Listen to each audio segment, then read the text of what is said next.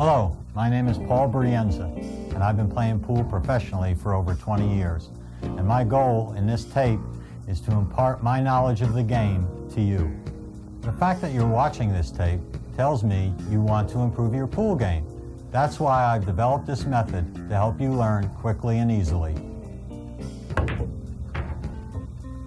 During the course of this tape, I will talk about the cue, the stance, the bridge and butt grip, the stroke, cue ball control, aim, basic banking, and the diamond system. And most importantly, I'll show you some drills to perfect the skills that have taken me years to learn. And if you follow my instructions, you'll learn them quickly and easily.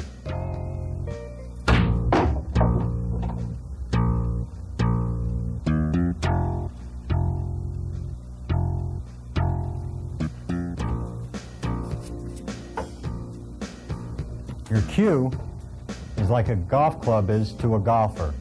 You have to be comfortable with it, with the length, the weight, the tip, and the diameter of the butt. The length should be 57 to 58 inches. Your tip should be 1/4 to 13 1/4 millimeters. The weight should be 18 to 21 ounces, and the diameter of the butt should easily fit into your hand.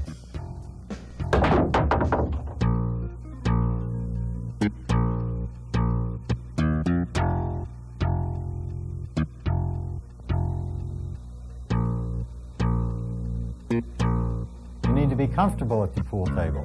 If you're comfortable and positioned properly, you'll shoot straighter. This begins with a proper stance. Let me show you the most common stance that you will encounter.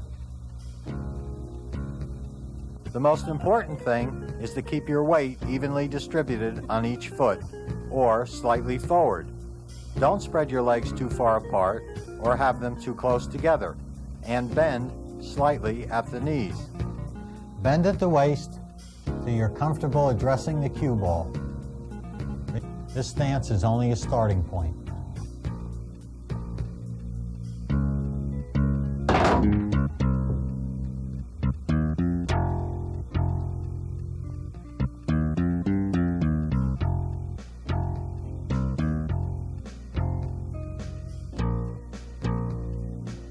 It is important for you to know the 3 basic bridges, plus the mechanical bridge, which I will show you later.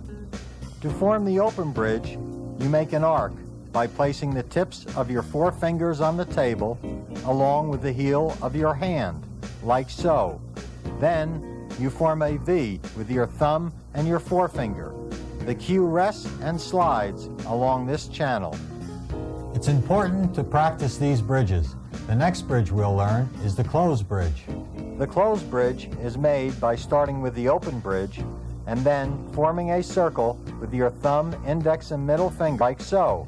What happens when you do this is that the rest of your fingers spread out across the bed of the table. Your cue then slides through the channel formed by your fingers, and it should look like this. Now we're going to talk about the 2 rail bridges. The first rail bridge we're going to talk about is when the cue ball is not exactly on the rail, but too close to the rail to make your normal bridge. Place your hand on the rail, lift your index finger, and put your thumb next to your middle finger. Place your cue against your thumb, and then put your index finger over the shaft of the cue. This forms the channel for you to stroke when the cue ball is a short distance off the rail. The next rail bridge we're going to talk about is when the cue ball is against the rail. Now, put your hand flat on the table, raise your thumb the form of between your thumb and index finger, and place your cue in that channel. This is the proper rail bridge when the cue ball is against the rail. Now we're going to talk about the mechanical bridge.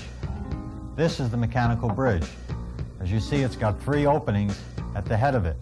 Place your cue in one of the openings and place the mechanical bridge off to the side. Put your arm in the position that mine is in now and have your forearm perpendicular to your body. Grip the butt with your 3 fingers and your thumb. Don't let the mechanical bridge move around. Keep it firm and secure. And with your arm parallel, you will be able to stroke normally and follow through and pocket the ball. The proper grip on the butt of your cue is done this way. First, to find the balance point. You find the balance point by balancing the cue in your finger. Then grip the cue about 10 inches behind with your thumb and your first 2 fingers.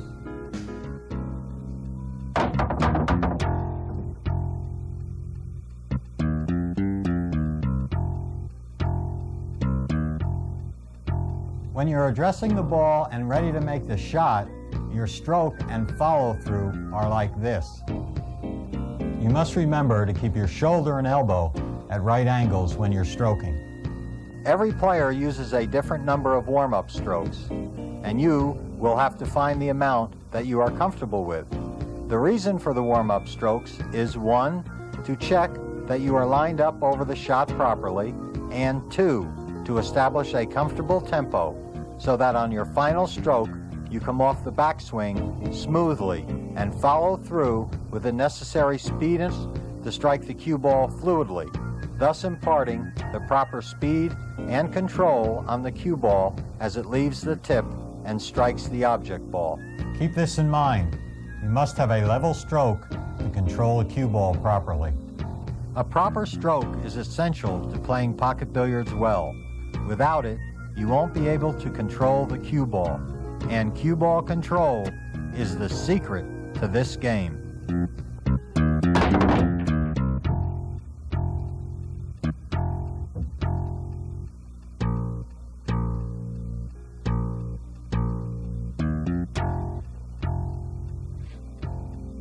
The most important thing you want to learn about aim is that the line of aim is different from the point of contact.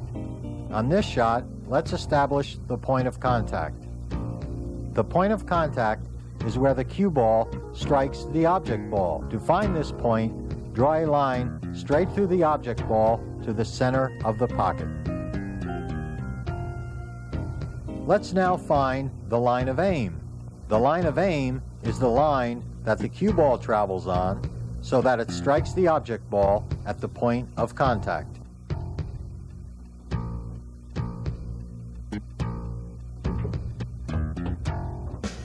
The best way to understand how to aim is to set up and shoot shots such as this.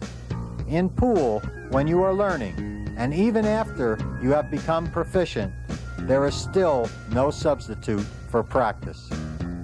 The only time where the line of aim and the point of contact are the same is a straight shot into the pocket.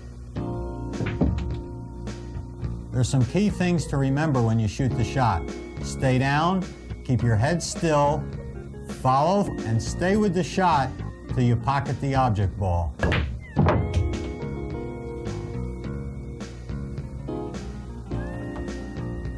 Now remember, your head is still, but your eyes move. They go back and forth from the point you address the cue ball to the point of contact on the object ball. On your last stroke, your eyes are fixed on the point of contact on the object ball.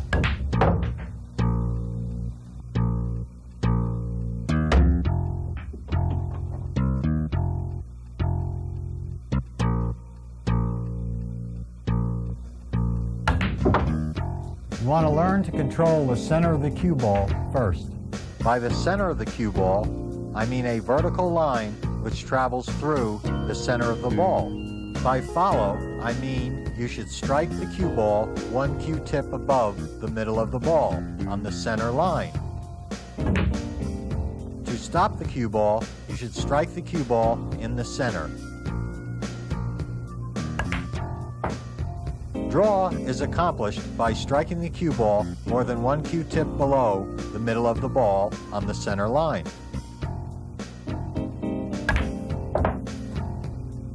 I'm going to tell you why the cue ball follows, why it stops, and why you can draw it. For this demonstration, I'm going to use the 15 ball instead of the cue ball. In order to follow, you have to strike the cue ball one Q-tip above center. This imparts a forward spin on the ball. When it hits the object ball, the forward spin grabs on the cloth and continues on forward. Now I'm going to talk about stop. In order to stop the ball, you have to strike the cue ball in the center. What this does is it skids the cue ball towards the object ball. When it hits the object ball, there is no spin to grab on the cloth, so the cue ball stops on a dime. Now, and finally, the draw, and why you draw a ball. In order to draw the ball, you must strike the ball more than one Q-tip below center. This imparts a backward spin on the cue ball. When it hits the object ball, the backward spin grabs onto the cloth and the cue ball goes backwards. It's as simple as that. Now I want to take you past the principle of center ball control and touch briefly on left and right hand English. As your cue ball skills improve, you will want to use English to expand your ability to position the cue ball. There are many places to strike the cue ball to create English, but first learn basic right hand English. When you stroke through the cue ball using left hand English, the cue ball deflects to the right. The amount of deflection depends upon how much English you create by how far you strike the cue ball, either left or right of center.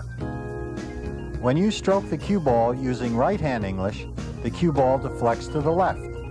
Again, the amount of deflection depends upon the amount of English and force you impart on the cue ball.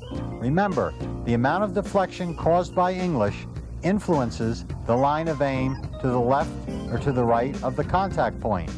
Later on, I will show you some drills that will teach you how to compensate for this. This is a starting point, and we've only discussed it briefly. As I will always tell you, there is no substitute for practice when it comes to understanding the principles of the game of pool. English and deflection will require to master. However, these basic pointers will help you begin to understand.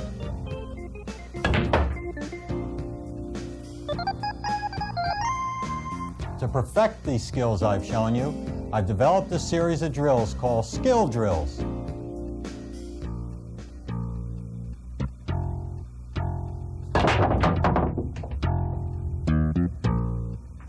What we've done is taken a striped object ball and placed it on the foot spot. Now, get down and address the ball and make sure you're stroking in the center. With the striped object ball, you will be able to tell whether you have left or right hand English on it. Take your warm-up strokes and stroke through the object ball. If the object ball comes back down and hits your Q-tip, you know you have a straight and true stroke. I'd also like at this time to make sure that you chalk up after every shot. You don't want to miss cue because that would be a costly mistake. Also, what we're going to do now is define the three basic strokes: soft, medium, and hard. A soft stroke is one that when you strike the ball, it goes to the bottom rail and comes up to the back halfway up the table. A medium stroke will be one that goes to the bottom rail, comes back, and bounces off the other rail. A hard stroke will be one that goes up and down and back down the table again. To perfect the skill of follow, set the balls up like I have shown here. The object of this follow drill is to follow the one ball into the side pocket. Now remember, raise your bridge hand like this. Do not elevate the butt of your cue. You strike the cue ball one Q-tip above center and follow through. Let's repeat that. To be proficient, you need to be able to do this 10 times in a row. All these drills should be done 10 times in a row. And remember, you're also practicing the other skills that you've learned, your bridge and butt grip. Now, once you've done that 10 times in a row, the next part of the follow drill is to utilize half the pocket. This time, we're going to utilize the right half of the pocket. Just cut the ball in using follow, and your ball will travel to the left-hand rail.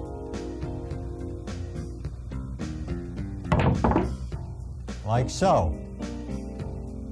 Now we'll do just the opposite. Okay, we're going to cut the object ball into the left-hand side of the pocket, and the cue ball will go to the right-hand rail. Remember, we're using no English. We're just cutting the ball into the left-hand side of the pocket, and as you see, the cue ball goes into the right-hand rail. Now I'm going to show you the stop shot, and you need to perfect this shot so you can stop the cue ball on a dime. First, line the ball straight up to the pocket, the cue ball and the object ball. They need to be straight in order for you to stop the cue ball. Get down on the shot, and remember all the things I've told you, and hit the cue ball right in the center and follow. All right, let's repeat that.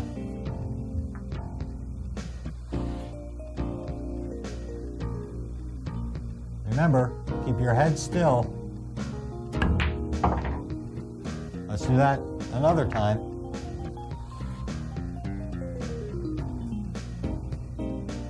And stay with the shot till the object ball goes in the pocket. Okay, let's do it one more time. Now you might think that you're going to get bored doing this, but remember, your opponent is going to get bored when you can stop right there in between that 14 and 12 and have perfect position to make the 8 and win the game. Now we're going to do the draw drill to perfect that skill. It's set up the same way that the follow drill, except you're going to draw the cue ball back into the side pocket. With the draw shot, lower your bridge like so, and it's okay to slightly elevate the butt of your cue. Get down and address the ball, and make sure you're more than one cue tip below center. The follow through is very important. Okay, we're going to do it again. Remember, it should be done, all these drills, in a series of 10. Get down on the shot, be solid, and let your stroke do the work. And follow through. Like so. Now, what we want to do is, we want to utilize the pocket again, and this time we're going to utilize the right side of the pocket and draw the cue ball back to the left side of the side pocket.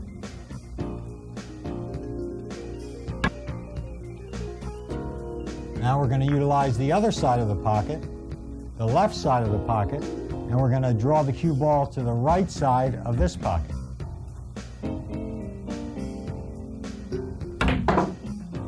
Remember, you do this without any English. You just cut the ball either to the right side or the left side of the pocket, and it brings back the cue ball to the opposite side.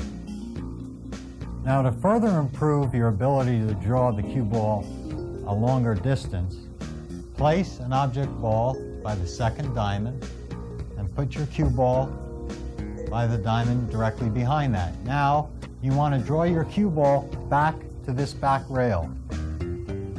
Remember, follow through, and it should look like that. The next thing you need to do is to increase the distance. Move the cue ball back by the side pocket and draw the shot from there to the back rail. The next diamond, the same thing. The next diamond, the same, till you get back here to this last diamond.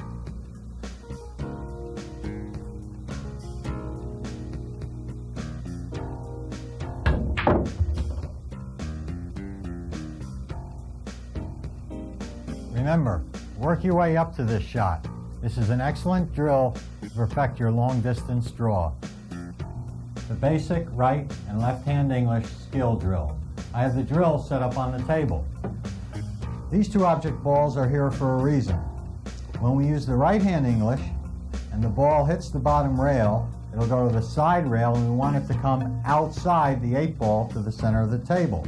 When we use left-hand English, we want the cue ball to hit the bottom rail, come to the side rail, and come outside this object to the center of the table.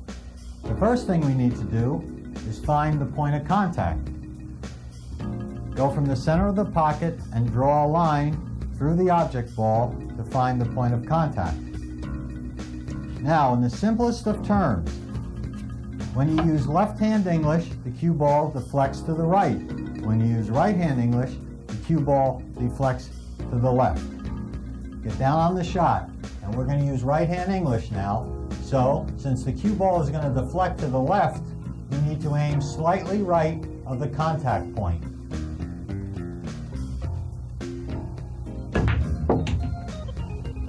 Now, we'll set up the shot using left-hand English.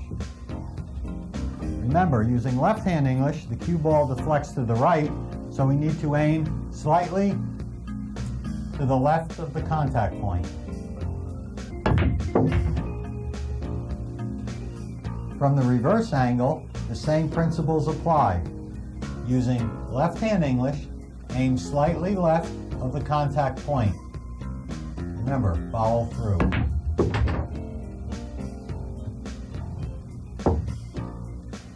Now, shooting the shot with right-hand English, remember to aim slightly right of the contact point.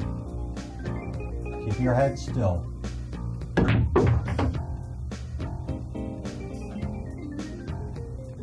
With basic banking, the angle of entry equals the angle of rebound as long as there's no English on the cue ball. What I want you to do is line up 5 balls like I have here, place the cue ball where you think that the angle of entry will rebound the object ball into the side pocket. Down, and remembering all the skills I've shown you, bank the balls. Remember, stay down and follow through. I want you to do this banking drill in a series of 10, just like all the others.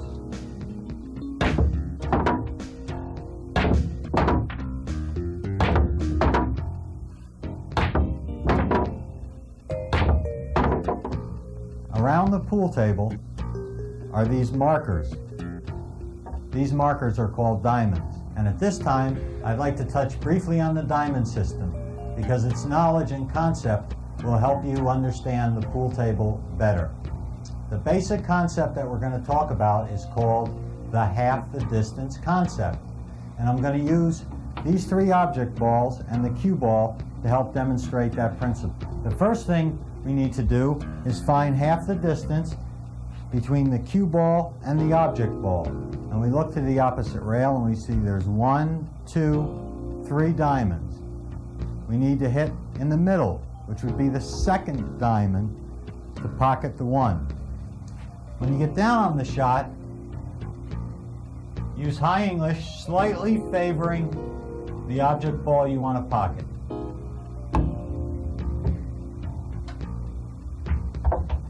The second shot, using this basic half the distance concept, is to pocket the 2 ball. We count. We have 1, 2, 3, 4 diamonds on the bottom rail. So we need to hit the middle diamond. Remember, stay down and follow through.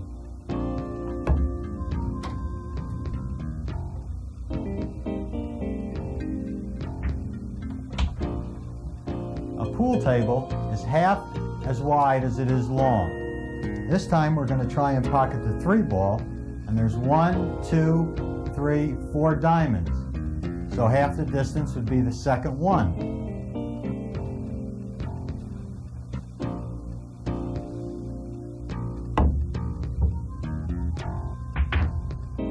Practice, the half the distance concept, and you will begin to understand the more complex aspects of the diamond system.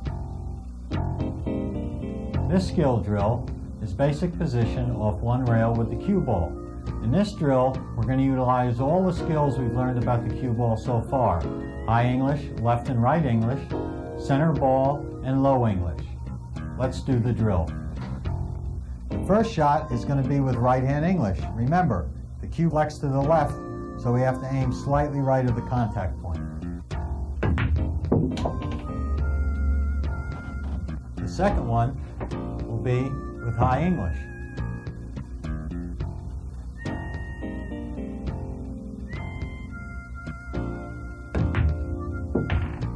The third shot will be with center ball English, and the cue ball will come straight up the table.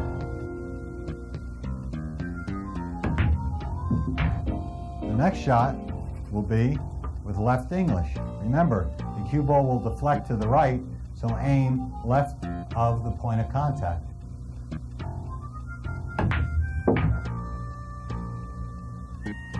Next shot will be with low English.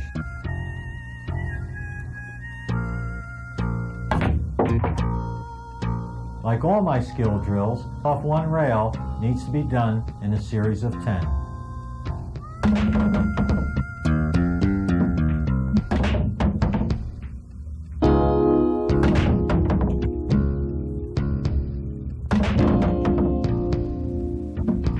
Now, I've given you the foundation for playing pocket billiards correctly, and this will be a springboard for you to further understand the game.